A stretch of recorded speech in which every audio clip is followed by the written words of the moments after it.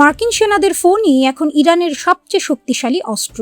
একটা ফোন, শুধু একটা ফোন, কিন্তু এই ফোনটাই এখন মধ্যপ্রাচ্যের যুদ্ধের সবচেয়ে শক্তিশালী জাসুস।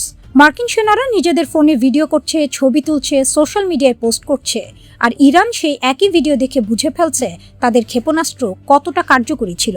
মার্কিন সেনাদের নিজেদের হাতের ফোনই এখন ইরানের বিনামূল্যের গোয়েন্দা বিভাগ, আর এর জন্য মার্কিন কমান্ডাররা এতটাই ভয় পেয়েছেন যে হাজারো সেনার মোবাইল জব্দ করার পরিকল্পনা করছেন।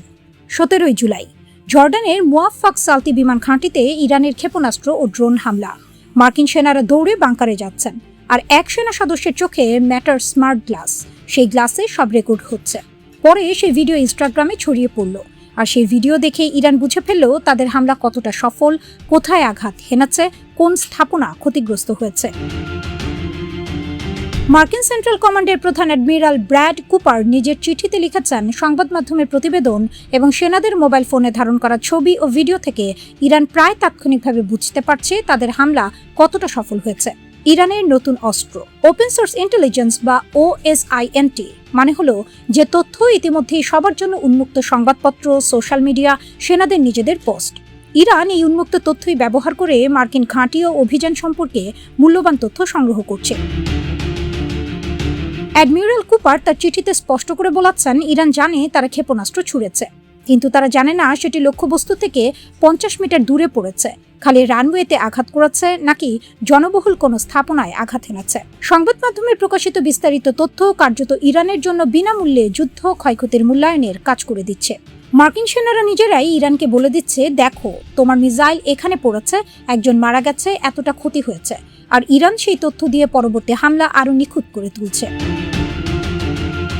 ইরানের উপর দশকের পর দশক প্রযুক্তিগত নিষেধাজ্ঞা, তাদের কাছে নেই মার্কিনদের মতো অত্যাধুনিক স্যাটেলাইট, নেই সর্বাধুনিক গোয়েন্দা প্রযুক্তি।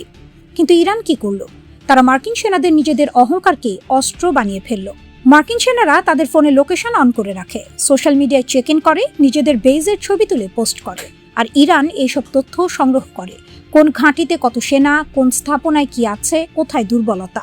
রয়টার্সের প্রতিবেদন অনুযায়ী ইরান সাধারণত ইলেকট্রনিক জ্যামিং ও প্রতিরোধমূলক ব্যবস্থার কারণে তাৎক্ষণিকভাবে জানতে পারে না তাদের ক্ষেপণাস্ত্র লক্ষ্যবস্তুতে আঘাত এনেছে কিনা, কিন্তু সোশ্যাল মিডিয়ার মাধ্যমে তারা সেই শূন্যতা পূরণ করছে।